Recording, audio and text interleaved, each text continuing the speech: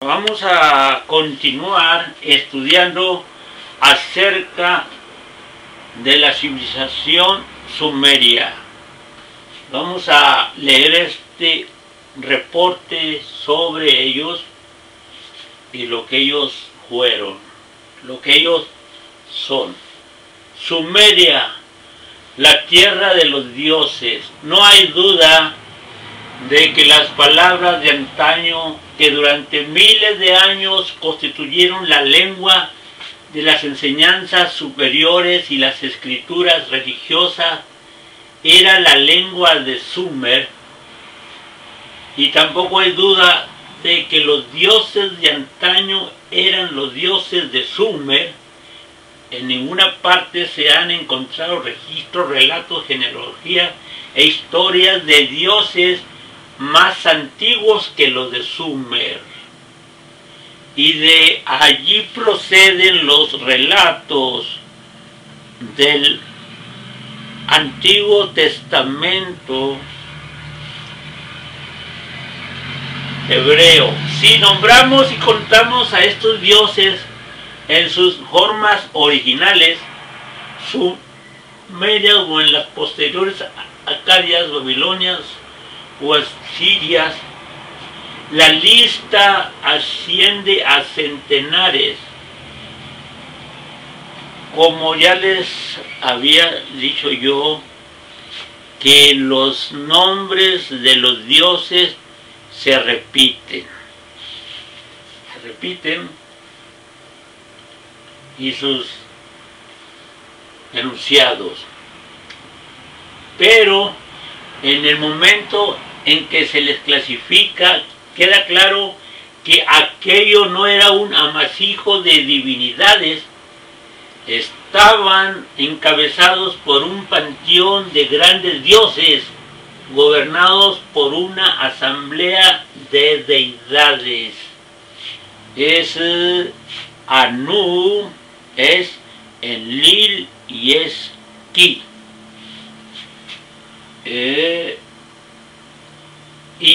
Y estaban relacionados entre ellos. En el momento en que se excluye a sobrinas, sobrinos, nietos y demás, emerge un grupo de deidades mucho más pequeño y coherente, donde cada una juega un papel con determinados poderes y responsabilidades. Solamente es hablar con dioses, semidioses, héroes, fuerzas de la naturaleza, hombres, demonios, ángeles. Entre ellos, en el momento en que se excluyen las sobrinas, sobrinos, nietos y demás, bueno, los sumerios creían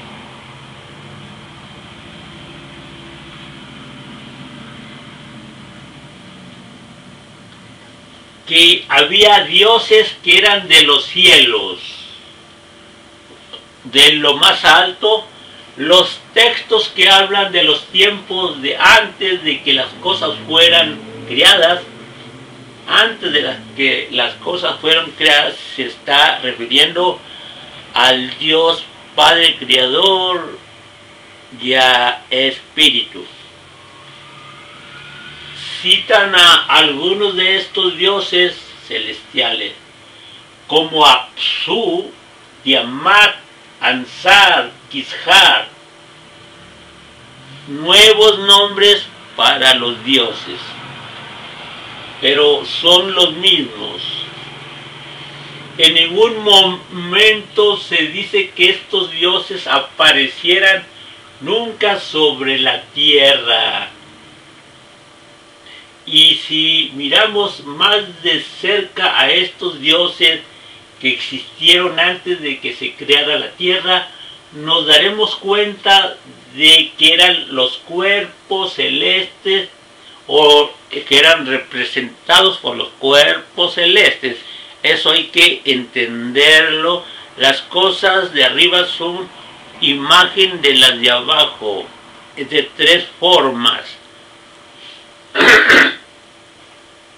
Así el Sol es el dios alto celeste que compone nuestro sistema solar, y como demostraremos, los así llamados mitos sumerios referentes a estos seres celestes eran de hecho conceptos cosmológicos precisos y científicamente admisibles sobre la creación de nuestro sistema solar. Ellos ya lo sabían desde antes y desde su edad rústica. También hubo dioses menores que eran de la tierra, o sea, los semidioses. Sus centros culto eran en su mayor parte ciudades de provincia. No eran más que deidades locales. En el mejor de los casos estaban encargados de algunas operaciones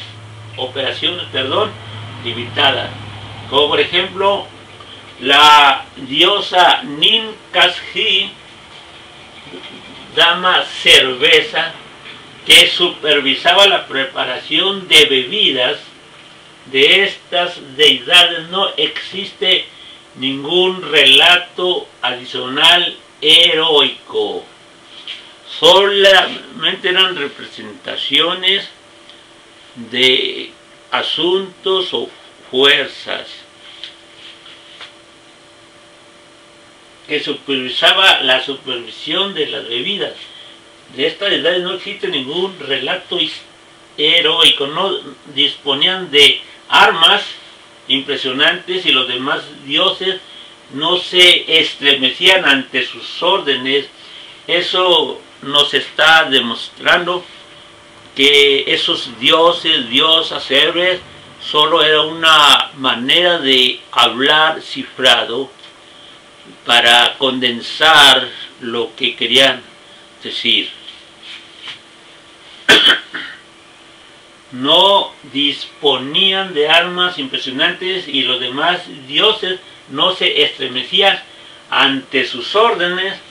Le recuerdan a aquel grupo de dioses jóvenes que desfilaban los últimos en la procesión pétrea de la hitita ciudad de Yasilicaya.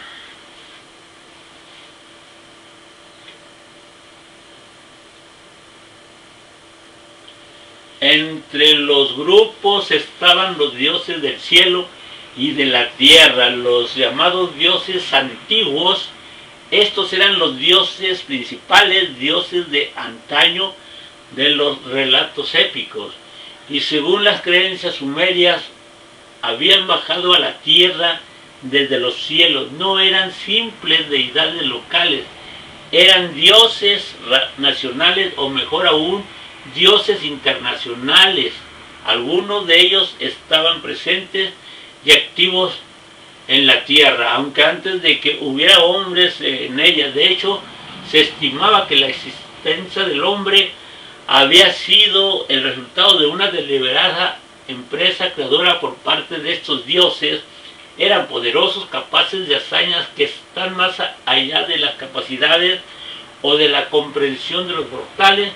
Y sin embargo, estos dioses no solo tenían aspecto humano, sino que también comían y bebían como ellos y exhibían todo tipo de emociones humanas, desde el amor y el odio hasta la lealtad y la infidelidad. Aunque los papeles y la posición jerárquica de algunos de los principales dioses pudo cambiar con los milenios, algunos de ellos nunca perdieron su encumbrada posición y su veneración nacional e internacional. A medida que observamos más de cerca este grupo central, veremos emerger una dinastía de dioses, una familia divina, estrechamente relacionados entre ellos y sin embargo amargamente divididos.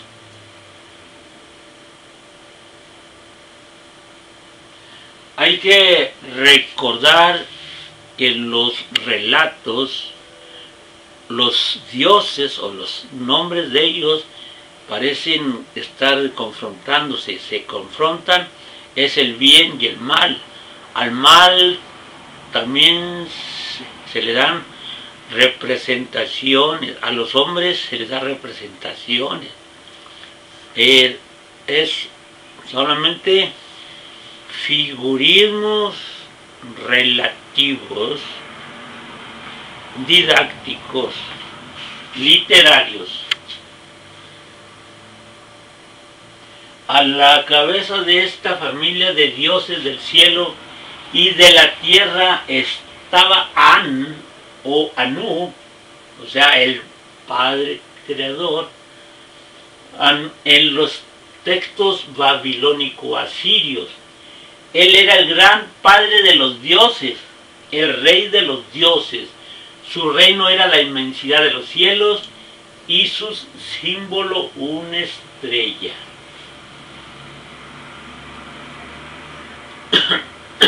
Perdón. En la escritura pictográfica sumeria, el signo de una estrella tenía también el significado de An, de cielo, y de un ser divino o Dios, descendiente de An. Este cuádruple significado del símbolo se mantuvo a través de las eras, a medida que la escritura pasó de su forma pictográfica sumeria hasta la cuneiforme acadia y la estilizada cuneiforme babilónica y la asiria.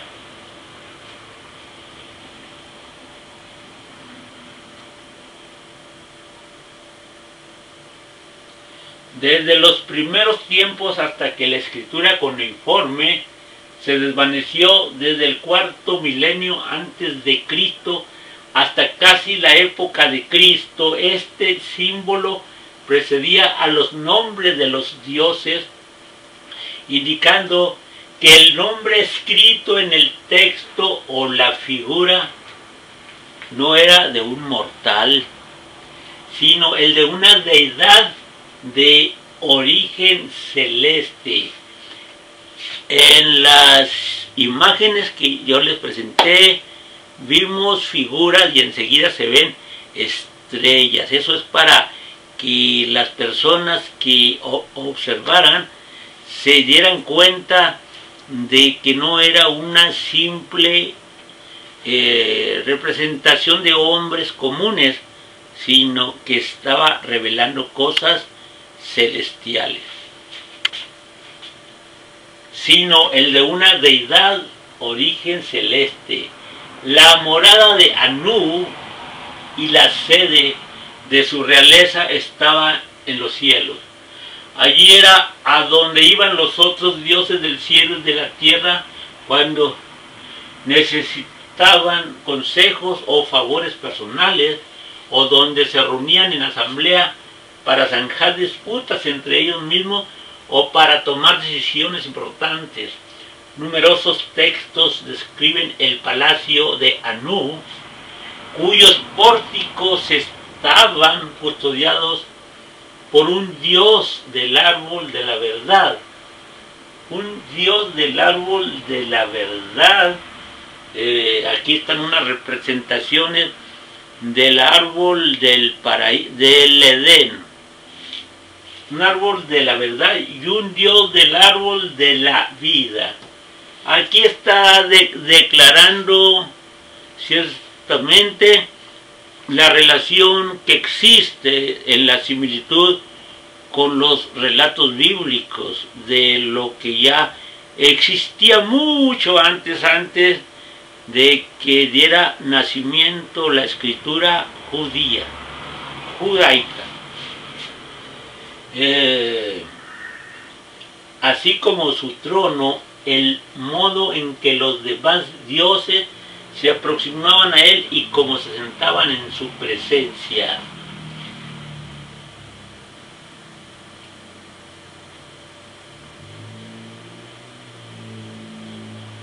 Los textos sumerios también recogieron casos en que incluso A los mortales se les permitió subir a la morada de Anu, la mayoría de las veces con el objeto de escapar a la mortalidad.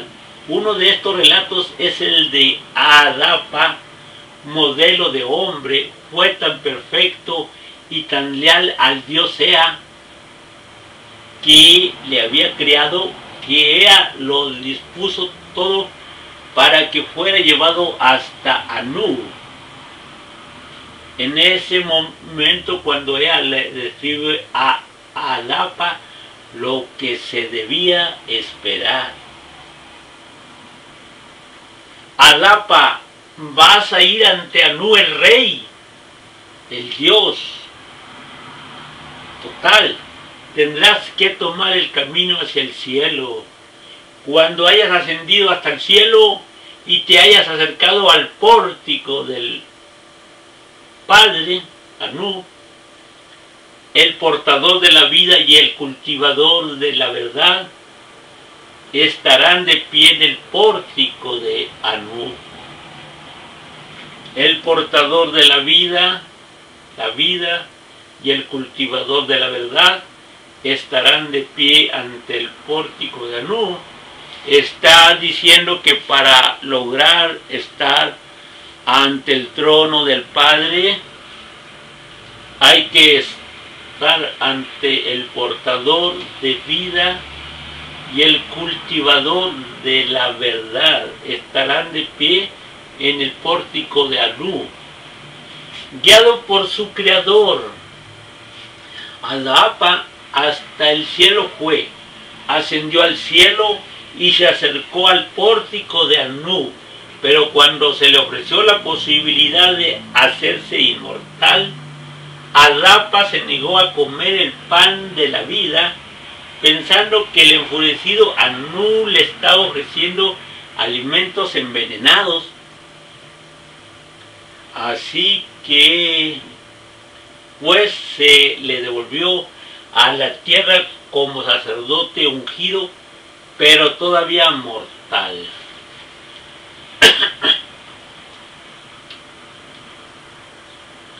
Esto es por desconocer que los caminos del bien eran de ese modo. Entonces desconfió y no se le entregó la inmortalidad. La afirmación sumeria de que también los humanos podían ascender a la morada divina en los cielos encuentra su eco en los relatos del Antiguo Testamento sobre el ascenso a los cielos de Enoc y del profeta Elías. Aquí está algo similar en Enoc, que subió al cielo, y el profeta Elías, que subió en un carruaje de fuego. Aunque Anu vivía en una morada celeste, los textos sumerios hablan de ocasiones en las que bajó a la tierra, bien en tiempos de alguna crisis importante o con ocasión de visitas ceremoniales en las que iba acompañado por su esposa Antú.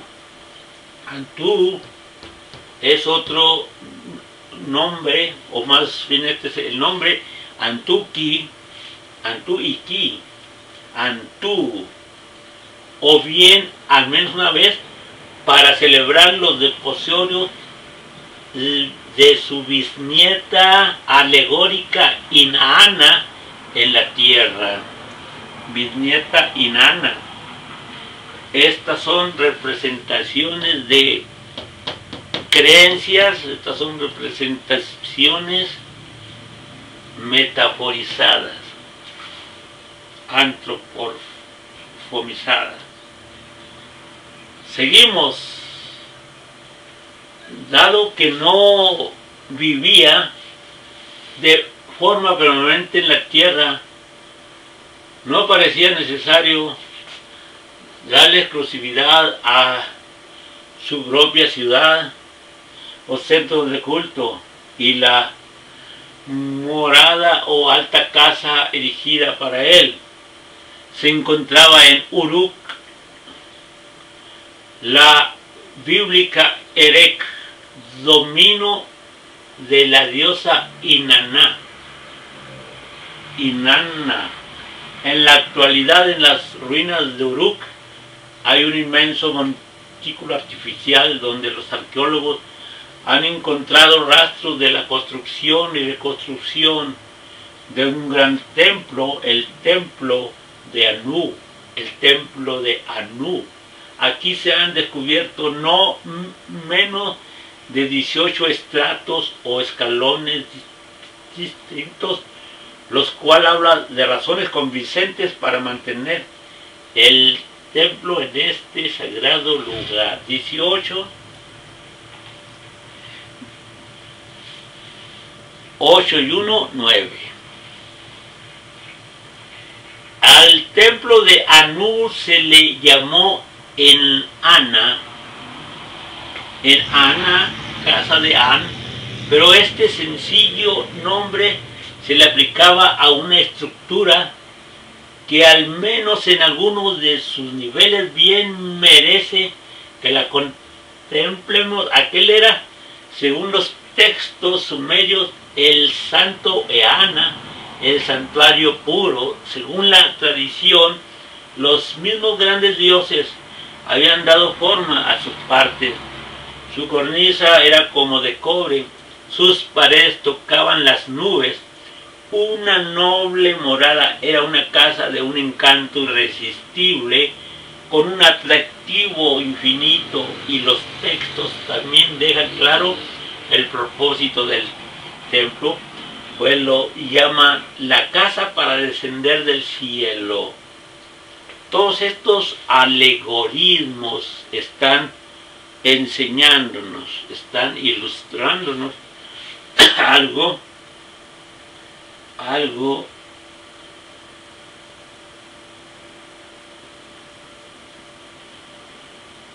del Padre, del Hijo.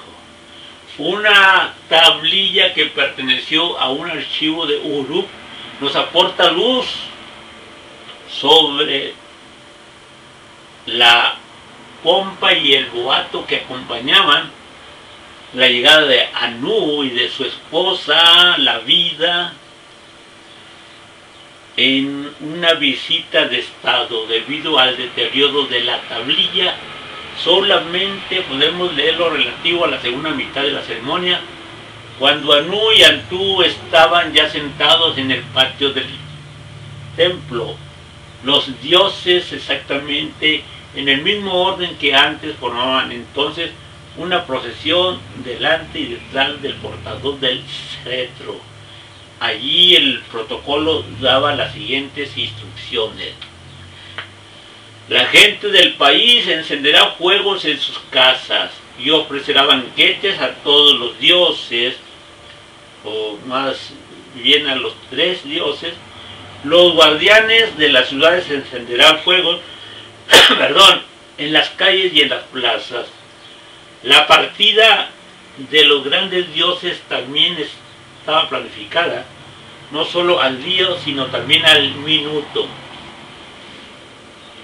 En el 17º día, 40 minutos después de salir el sol, se abrirá la puerta ante los dioses Anu y Antú, el padre y la madre, llegando a su fin su estancia tras pasar la noche. Aunque el final de esta tablilla está roto, hay otro texto que describe con toda probabilidad la partida, la comida de la mañana, los ensalmos, los apretones de manos. Todas esas son historias alegóricas. No es que Dios y la Madre bajaran, solamente son para dar a entender otros asuntos. aunque al final de esta tablilla está roto, hay otro texto que describe con toda probabilidad la partida, la comida de la mañana, los ensalmos, los apretones de manos, agárrense de las manos, como hemos visto que se agarra el hijo, la madre. El hijo, la madre. Agárrense las manos de los otros dioses.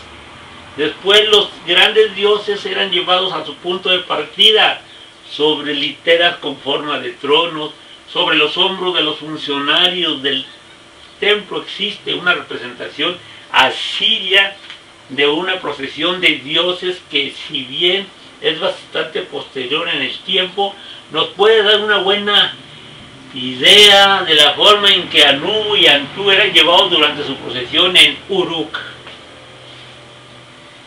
Aquí están los místicos llevando en procesión a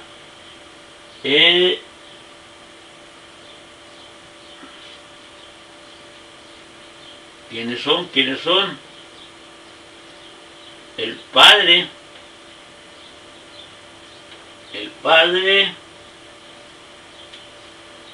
un trono vacío,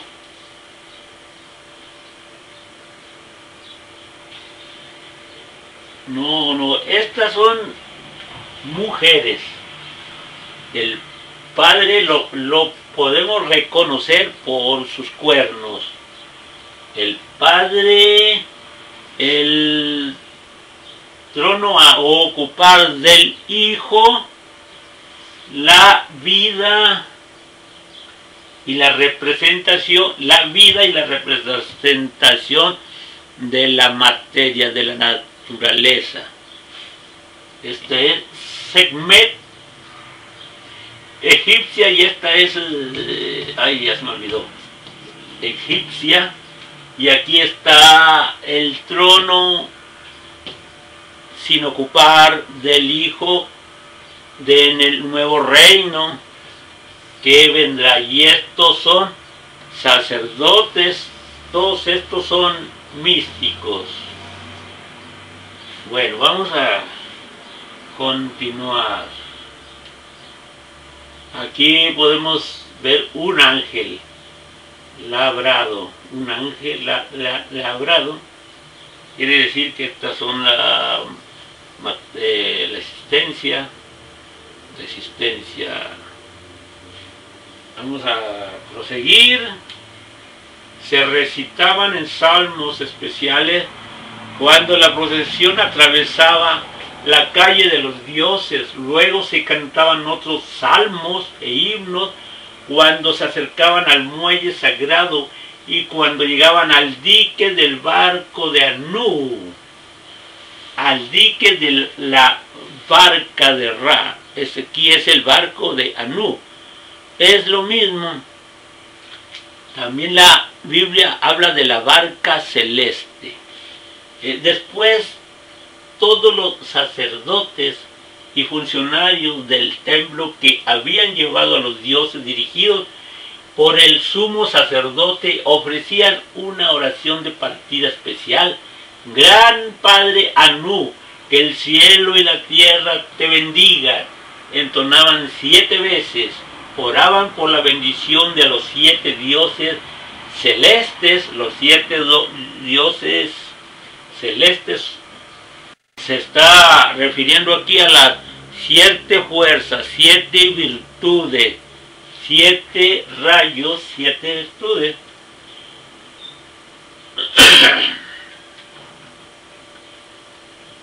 Oraban por la bendición de los 7 dioses celestes e invocaban a los dioses. Se está refiriendo también a los dioses representados en los planetas. En los planetas, que en verdad son las representaciones Saturno, Urano, Neptuno, Marte, Mercurio, son las representaciones de las virtudes. las 7 virtudes del bien. E invocaban a los dioses que estaban en el cielo y a los dioses que estaban en la tierra. En conclusión, les daban la despedida a Anu y Antú de este modo. Miren,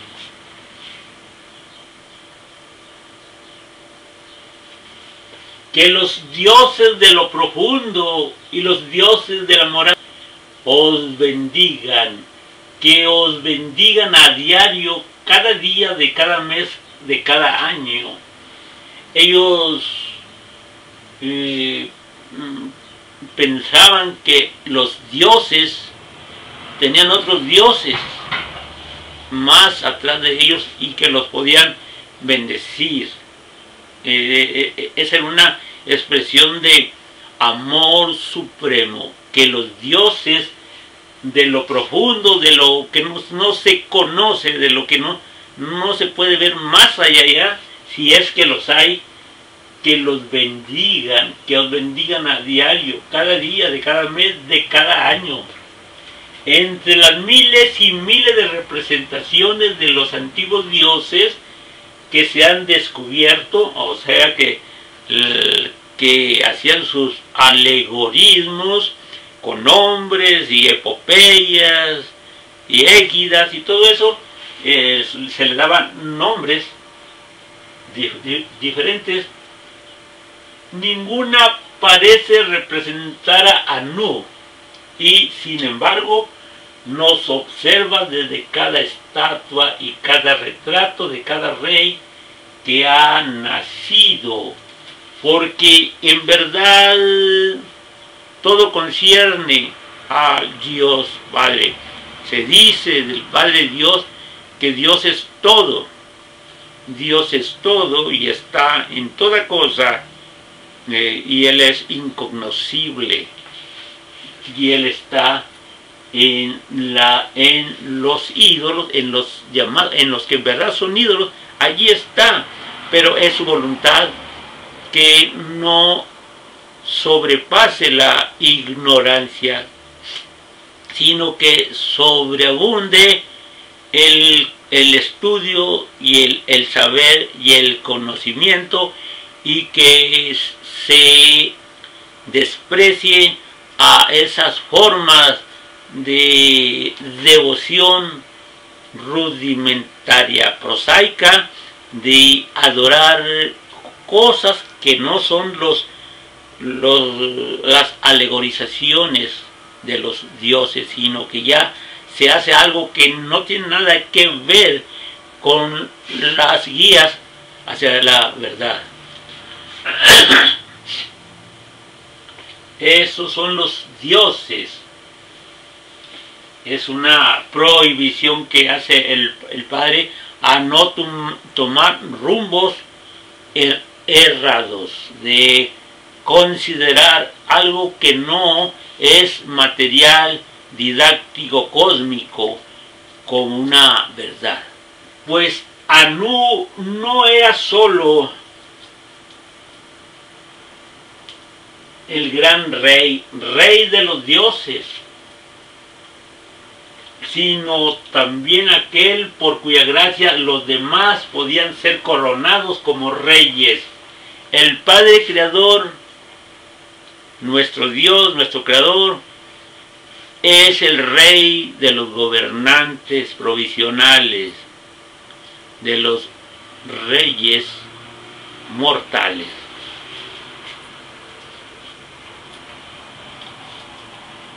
Según la tradición sumeria, y está bien, la soberanía emanaba de Anu. El Padre Creador es el único Dios. No lo es Jesucristo. Jesucristo solamente es una dignificación conferida por el Padre. No puede haber más de un solo Dios. El único Dios es el real, el único, el soberano, el absoluto, el Dios creador, el bien, el que hace justicia, el que pone en equilibrio todo. Perdón.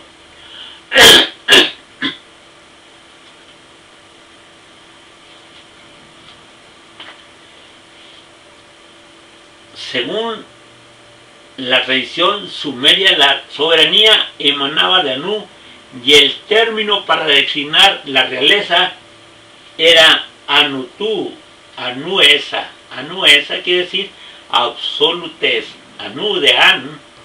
Las insignias de Anu eran la tiara, el divino tocado, el cetro, símbolos de poder, y el báculo o fuerte, símbolo de la guía que proporciona el pastor.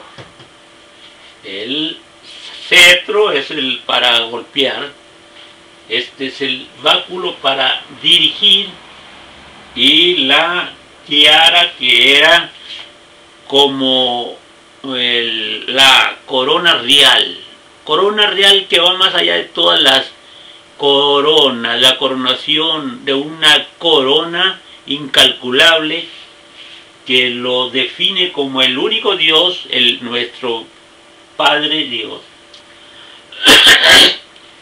En la actualidad el báculo de pastor se puede encontrar más en manos de obispos que de reyes, pero la corona y el cetro lo siguen llevando todos aquellos reyes que la humanidad ha dejado en sus tronos. Esos son los reyes representantes, los demás son gobernantes. La segunda deidad en poder del panteón sumerio era Enlil. Aquí se está refiriendo a el Hijo de Dios, a Jesucristo. Enlil, su nombre significa Señor del espacio aéreo, prototipo y padre de los posteriores dioses de las tormentas que encabezan los panteones del mundo antiguo. Indra era el hijo mayor de Anu. El hijo mayor, aquí está claramente expresando ya que Jesucristo es el hijo mayor del Padre, nacido en la morada celeste de su Padre. O sea, es eterno, es de proveniencia del origen, del inicio, podemos decir, de la intemporalidad.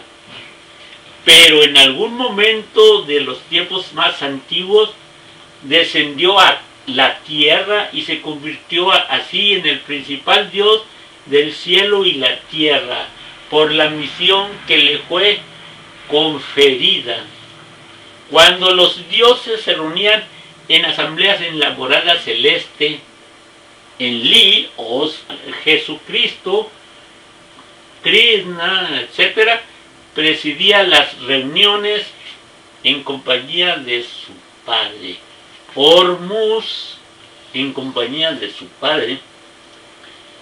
Cuando los dioses se reunían en asambleas en la tierra, se encontraban en la corte de Enlil, en el recinto divino de Nippur, la ciudad dedicada a Enlil, además de ser el sitio donde se encontraba su principal templo, el Ekur, casa que es como una montaña.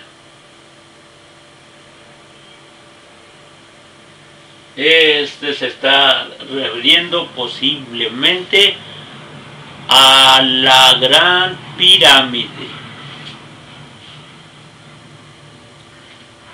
No solo los sumerios tenían a Enlil por supremo, sino también los dioses de Sumer. Estos le llamaban soberano de todas las tierras.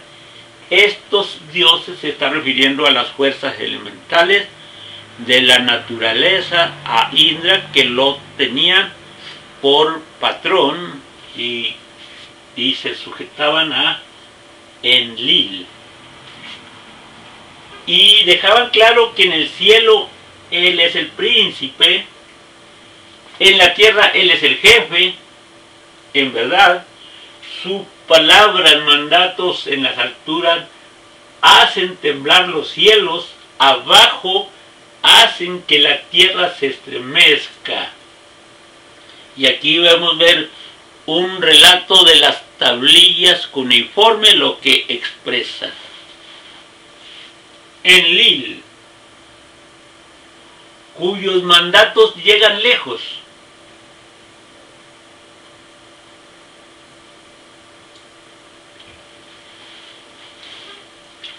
Cuya palabra es noble y santa, cuyas declaraciones son invariables, que decreta destinos hasta el distante futuro.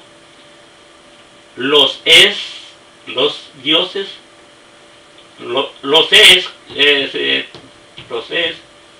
¿quiénes son los es?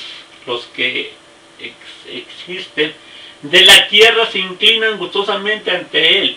Los dioses celestiales que están en la tierra se humillan ante Él. Las fuerzas permanecen fielmente junto a Él según las instrucciones del Padre Dios. Enlil, según las creencias sumerias, llegó a la tierra mucho antes de que la tierra se adecuara y se civilizara. Un himno a Enlil, el caritativo, narra los muchos aspectos de la sociedad y la civilización en que no habrían llegado a existir de no ser por las instrucciones de Enlil para ejecutar sus órdenes en todas partes. La injerencia de Enlil. No se construían ciudades, ni se fundarían poblados, no se construirían establos, ni se levantarían rediles, ni reyes serían coronados, ni sumos sacerdotes nacidos, pues de Krishna procede la realidad, ¿no?, que da la visión de los objetos.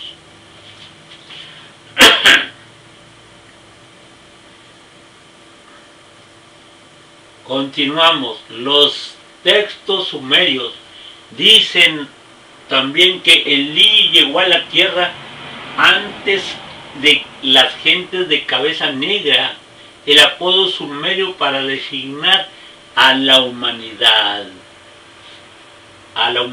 O más, creo yo, a la mundanidad.